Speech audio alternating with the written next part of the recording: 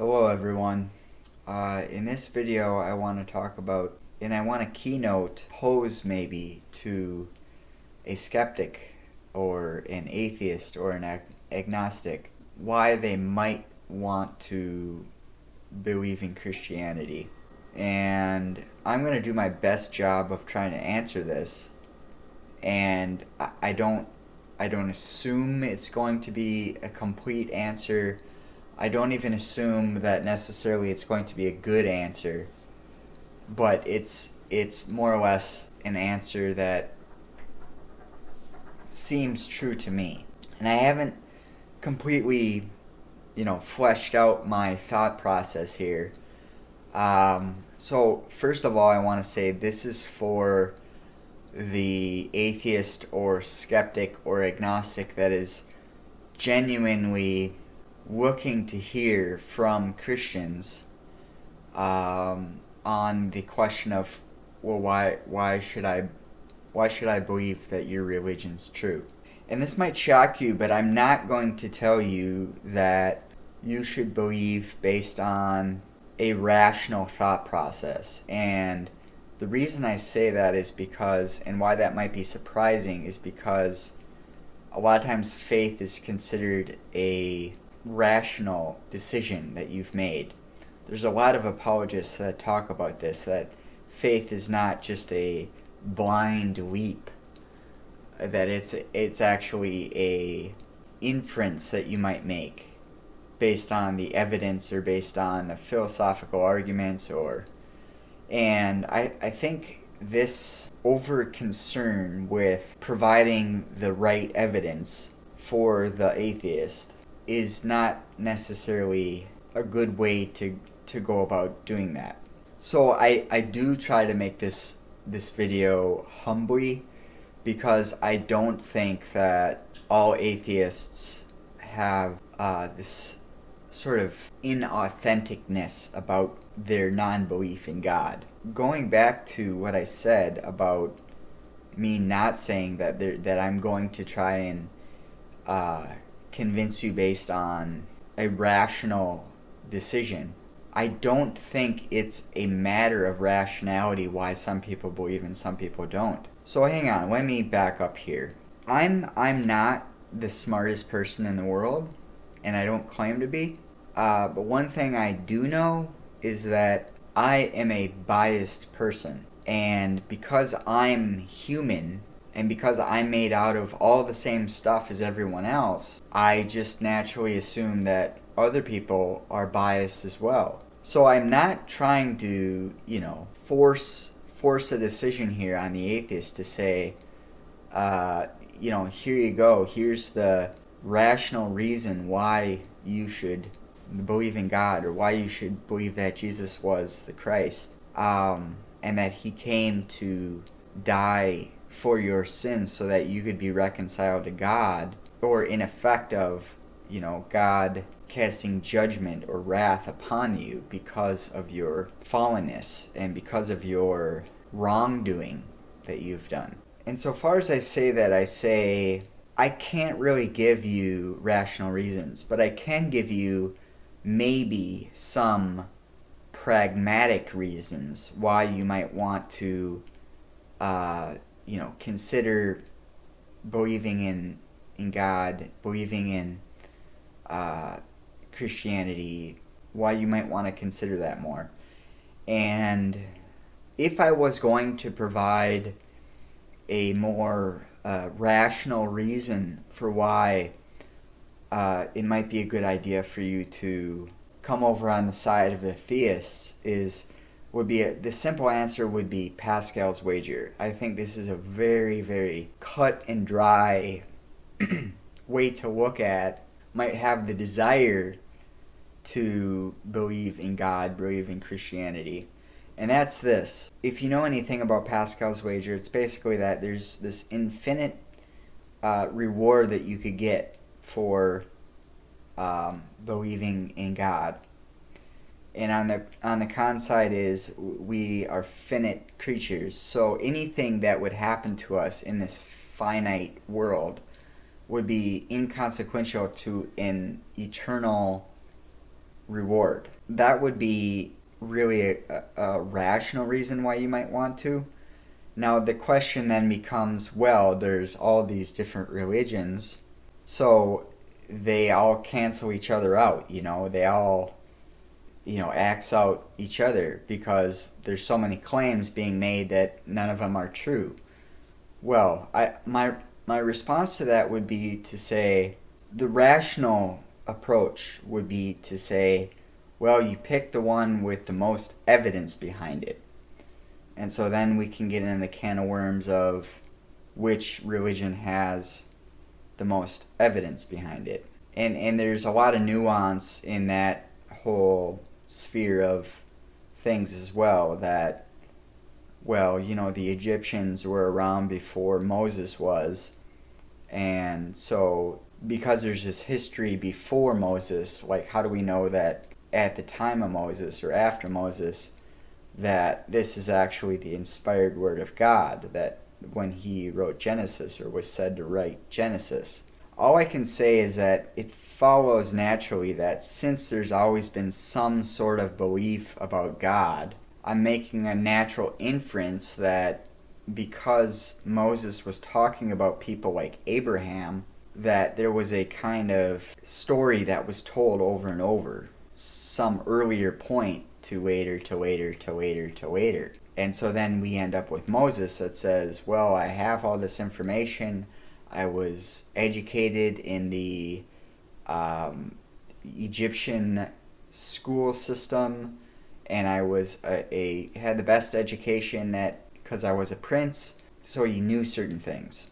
So that would be one rational reason that I think that there might be to believe the Pascal's wager proposition. But really, for a long time, I assumed atheists were just really inauthentic. I assumed they were fake, that they didn't really want to know what truth was. They just had a hardness to their heart, and so that's why they couldn't see that Christianity was true. But getting back to that, the point that I wanted to make about bias is, I'm a biased person, and because I'm biased, I assume other people are biased as well. Now, one might say, I've graduated from Christianity. I graduated. That's behind me now, and I don't really pay much credence to it because the claims that Christianity makes are unbelievable. Let's just say that. And to that I would say, okay, so you graduated from this point where you were at one point maybe more agnostic or more amenable to Christianity, and now you're not. And this is where I would say, and this is going to sound really, really controversial, but no one's a true skeptic. There's no such thing as a skeptic. I think every person is inherently biased. Where I'm going with this is, okay, so great, you graduated from one idea, what are you replacing that with? The saying goes, if you want to break a habit, you have to replace it with something else. So in that way, borrowing that concept from psychology, we might say, okay, so you had some sort of idea about the plausibility of God existing and Christianity being true to rejecting it. So naturally, my question would be, well, how can you trust yourself to be able to make that distinction? How can you trust yourself to be able to make that decision that well, I have the adequate information that I need in order to make my judgment on Christianity not being true. And so that's why I say there's no such thing as a true skeptic. We're all biased in some way, shape, or fashion. We might replace prior biases with future ones, but in the end, we all are biased. That might be an uncomfortable idea for some people. I can imagine that some people might be angry that I'm saying something like that. Like, you have no idea how much time and effort I put into being intellectually honest with what I believe and how I understand things. that's where I want to speak into the idea that there's pragmatic reasons for believing Christianity is true. So one thing might be, without Christianity, who's in charge? Who's calling the shots, either in your life or in the world, the state of the world? Who's making the decisions around here? Are we all just sort of blobs that are, like a Hershey's Kiss on a sugar cookie? Like we're just all little sugar cookies, and we each have our little dab-a-doo of Hershey's Kiss. There's just a variety of sugar cookies out there, and none of them is any more special than the other. Is that us? Are we just sugar cookies? I don't know. It seems to me that things run more smoothly if somebody's in charge. That's a pragmatic reason. I used to have, well, I shouldn't say I used to really feel like I wanted to change the world, but I used to think that I really had a lot more, dreaming of being able to attain something in this life. That might be a good way to say it. That I felt like there was this way that I had to attain, and all you have to do is try hard, right? That's all you have to do is try hard, and you will succeed at attaining. And I think this is not a good concept. I think this is something that people in the West struggle with a lot, that they try to, pull themselves up by their bootstraps, so to speak, and I'm just going to make it happen. And this is really, I think, ill-informed. So in place of that, in place of everyone running their own show, what would happen if we let Christ lead? What would happen if the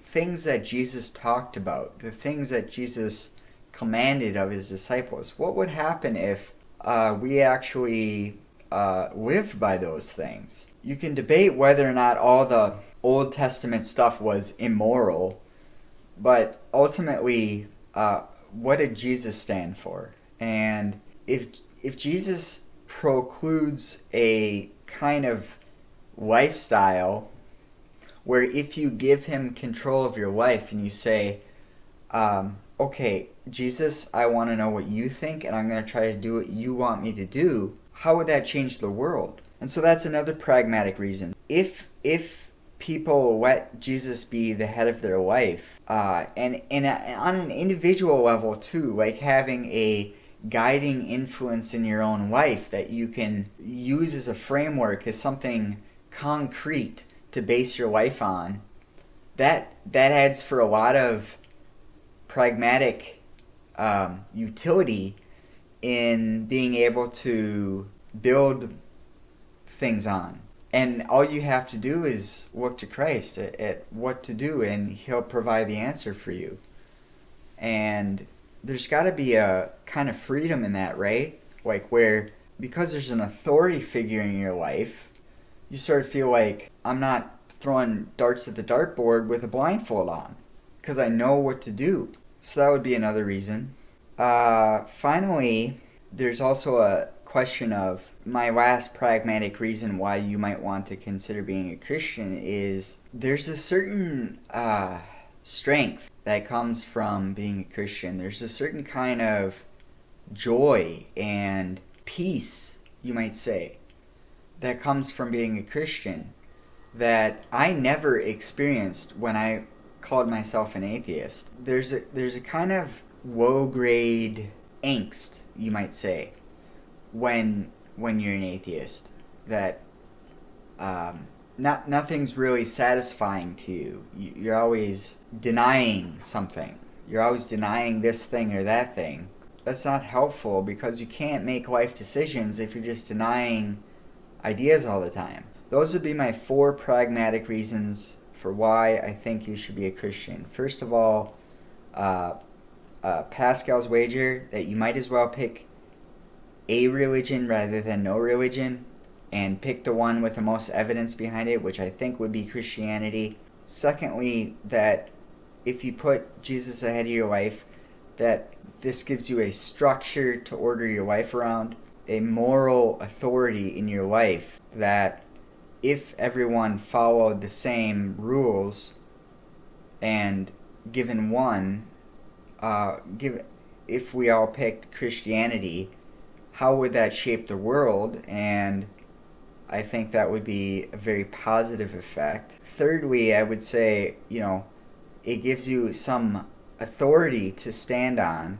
Don't say anything yourself that somebody else has already said, so to speak. So third, I would say it gives you an authority figure in your life that you can look up to, that you can look for guidance in your life to base decisions on. And finally, fourth, I would say it gives joy, and it gives happiness, and it doesn't mean that life's going to be easy, but it means that life is going to be worthwhile. It's not going to be displeasurable. Well, guys, thanks for watching. Talk to you later.